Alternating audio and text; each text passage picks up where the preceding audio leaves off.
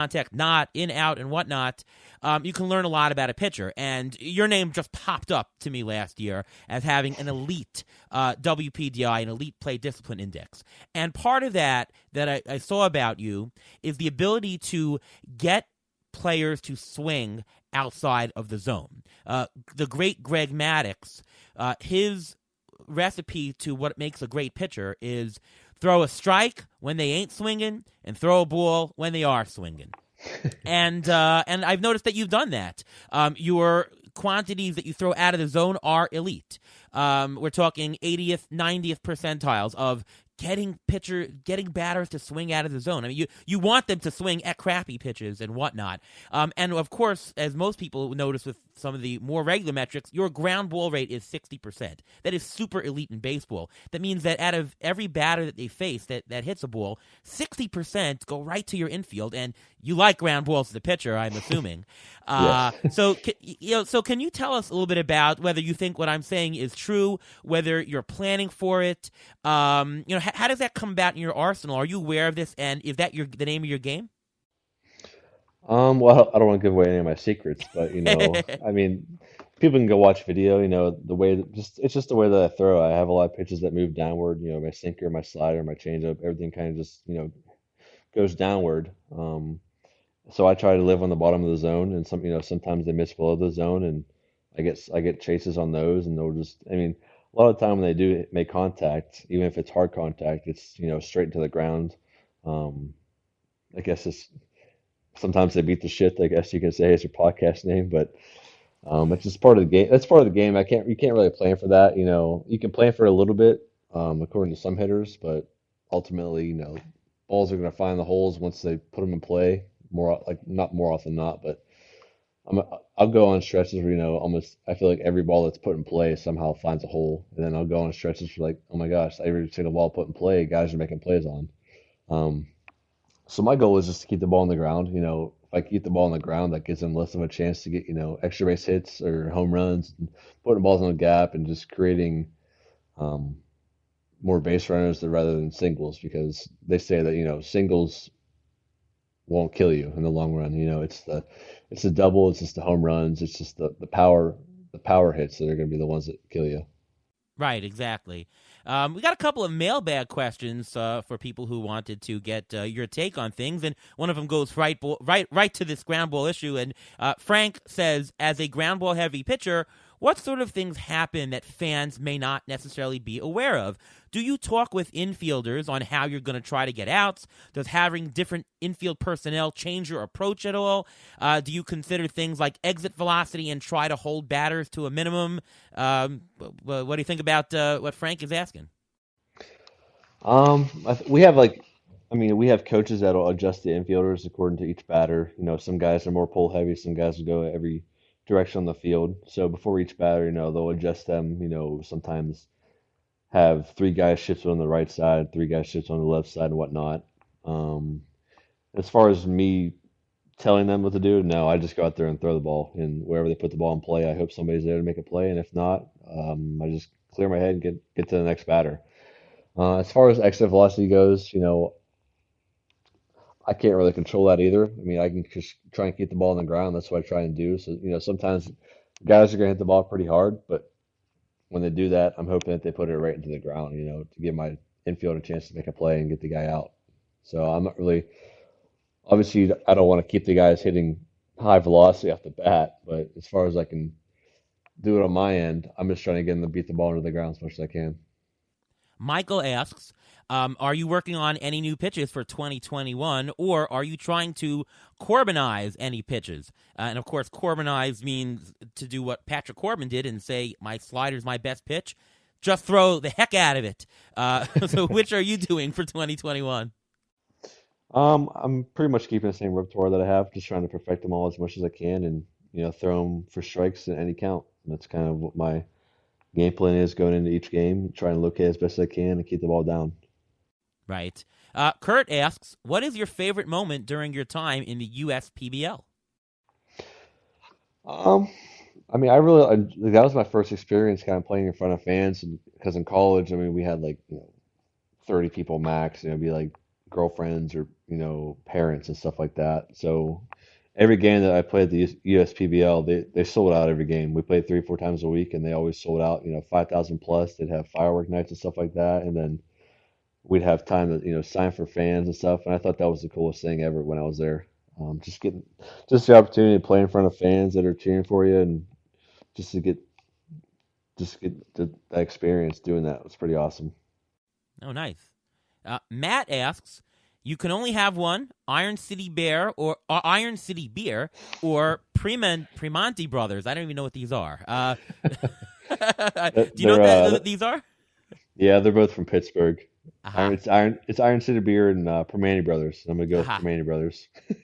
Okay. What is it? A favorite restaurant or something? It's a restaurant that originated in Pittsburgh, and they're known for putting fries on their sandwiches. It's really good stuff. If you ever get the chance to try it, I would try it. And they're also they're expanding around. They're in West Virginia and Maryland and stuff like that, so they're getting around. Okay, well, I'm going to jump a little bit here, and I'm going to ask you a little bit about this coming season.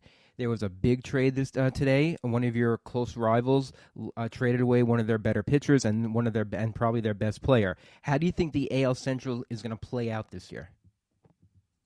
I mean, I think it's going to be a battle. I mean, between almost all the teams. I mean, the White Sox are young and they're really good, and they're going to be good for a long time.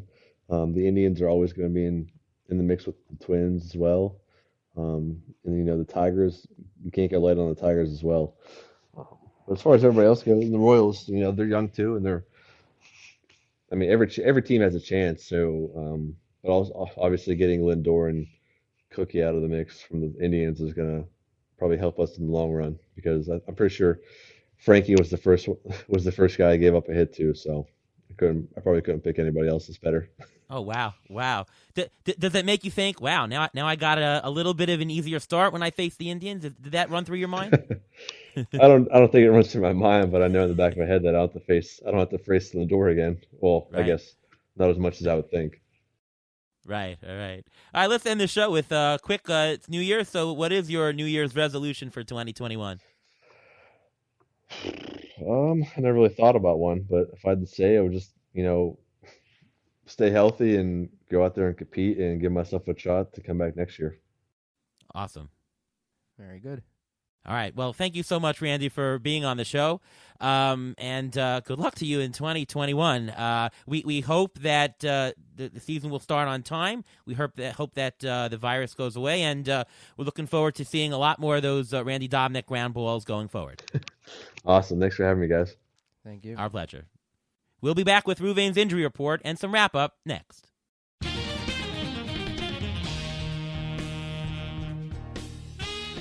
And we're back. All right, Ruvain.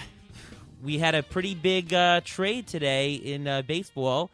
Francisco Lindor, Carlos Carrasco heading over to the Mets. Are you excited?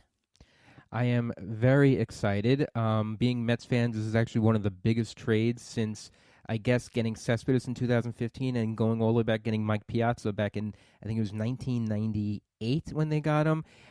This is the start of a team being good for a while if they can re-sign him. Amazing. So the Mets received those two. On the going out from the Mets, the Indians receive Ahmed Rosario, Andres Gimenez, Josh Wolf, and Isaiah Green. A couple of prospects that the Mets took in first or second round, and then a couple guys who are at the major league level. So let's not talk about whether the trade is good for the Mets in a baseball perspective, but from a fantasy-wise, which players are affected the most? I would have to think Carlos Carrasco even more so than Lindor, right? Yeah, well, Carrasco is going from a good pitcher's park to an extremely good pitcher's park, and I think Derek Hardy already had mentioned on Twitter that he's going, I think, from number 5 pitcher's park to number 2, and that helps him immensely. Do you think that it outweighs, because the NL East is a much tougher division than the AL Central, do the park factors outweigh the change in divisions?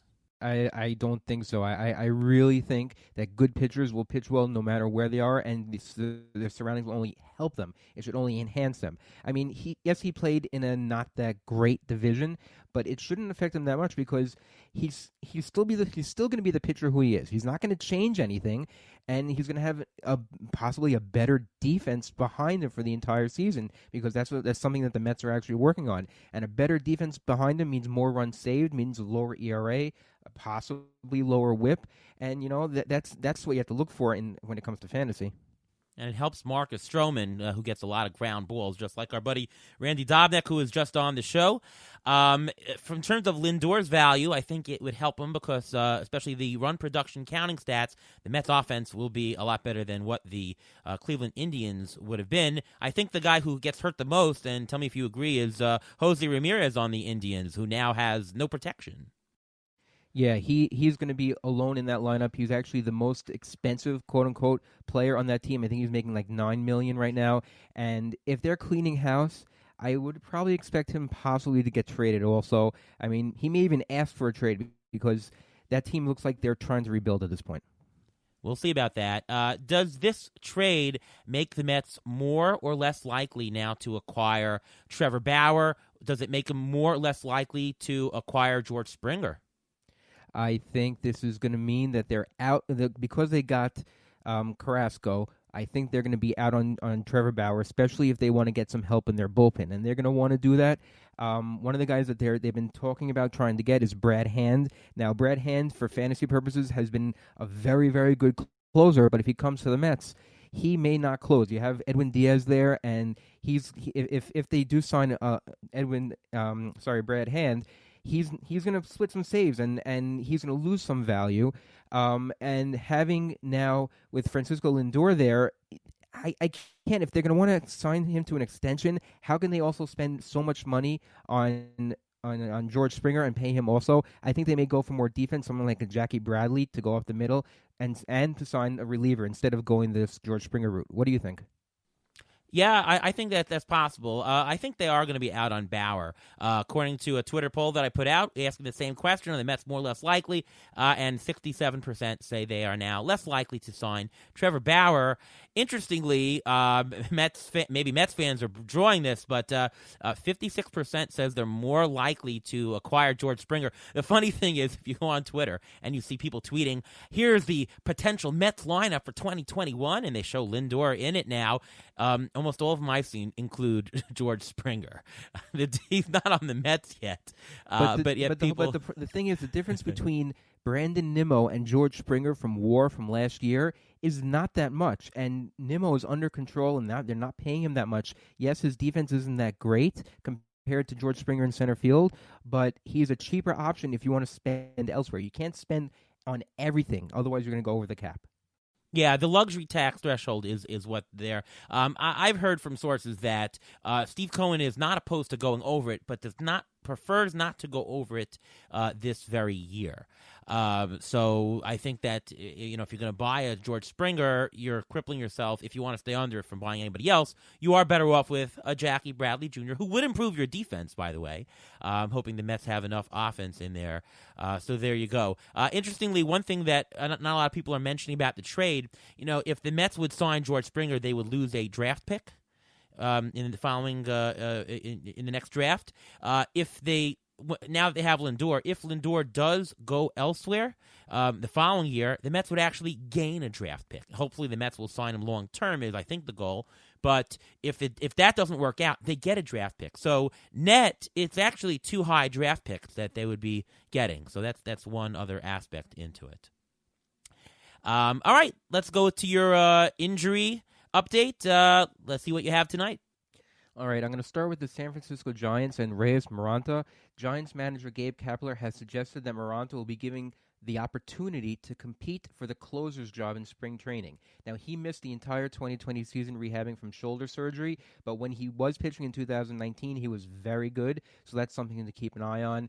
Matt Chapman, according to his agent, Scott Boras, Chapman has received clearance for increased activity and should be ready to start spring training on time. He actually had right hip surgery September of 2020. Jordan Hicks also is expected to enter spring training on a normal throwing schedule. He opted out of 2020, and he was recovering from Tommy John surgery. Another guy in the Cardinals who's coming back is Miles Michaelis. He is expected to start spring training on a normal schedule. He did have surgery on a right flexor tendon in late July 2020. Tommy Pham, he underwent surgery to repair a tear of his TFCC, or the triangular fibrocartilage complex, in his left wrist